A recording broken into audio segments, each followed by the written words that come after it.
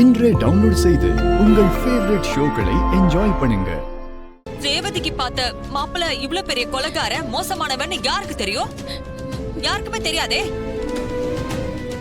அப்ப அவன் தப்பானவன் உங்களுக்கு முன்னாடியே தெரியும். என் அக்கா பார்த்த மாப்பிள்ள எப்படிப்பட்டவன்னு அவளுக்கே தெரியாத போது எனக்கு எப்படி தெரியும்? மண்டபத்துக்கு வந்து ஒரு அம்மா அவனை பத்தி உங்ககிட்ட சொன்னாங்களே, அதெல்லாம் பொய்யா? அவனை பத்தி உங்களுக்கு எதுவும் தெரியாதுல?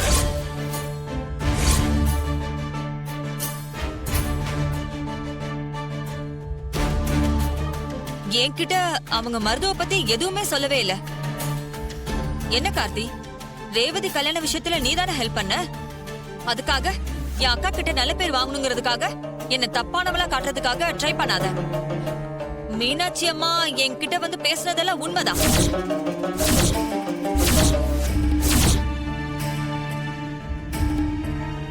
ஆனா அது நீ நினைக்கிற மாதிரி இல்ல. என்கிட்ட வந்து ரெஸ்ட் ரூம் போகணும்னு கேட்டாங்க. நான் அந்த ரூமை யூஸ் பண்ணிக்கோங்கன்னு சொன்னேன். மருதுவ பத்தி எந்த விஷயமும் என்கிட்ட சொல்லல. சின்னத்த, அவ்வளோ பெரிய கல்யாண மண்டபத்துல ரெஸ்ட் ரூம் எங்க இருக்குன்னு அவங்க உங்ககிட்ட தான் கேட்டாங்களா? நல்லா இருக்கு சின்னத்த, ரொம்ப நல்லா இருக்கு. இத பாருங்க மாப்ள, நான் என்ன நடந்ததோ அதை தான் சொன்னேன். நாங்களே மாமாக்கு இப்படி ஆயிடுச்சேன்னு வேதனைப்பட்டுட்டு இருக்கோம். இதுல சம்பந்தமே இல்லாம என்ன எதுக்கு அக்காக்கு எதிரா மாத்தணும்னு நினைக்கிறீங்க? உங்க என்ன என்னைக்குமே நடக்காது. அப்ப நீங்க எந்த பொய்யும் சொல்லல. என்னக்கா இவன் தேவையில்லாம என்ன வம்புக்கு இழுக்கிறான்? மாப்ள, கொஞ்சம் இவர்கிட்ட சொல்லுங்க. என் தங்கச்சி யாரு, அவ எப்படிப்பட்டவன்னு எனக்கு நல்லாவே தெரியும். தேவையில்லாம அவளை என்கிட்ட இருந்து பிரிச்சு நீங்க நினைச்சதெல்லாம் சாதிக்கணும்னு நினைக்காதீங்க.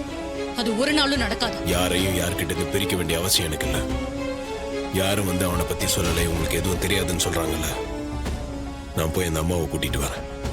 அப்ப தெரியும் யார் சொல்றது உண்மை.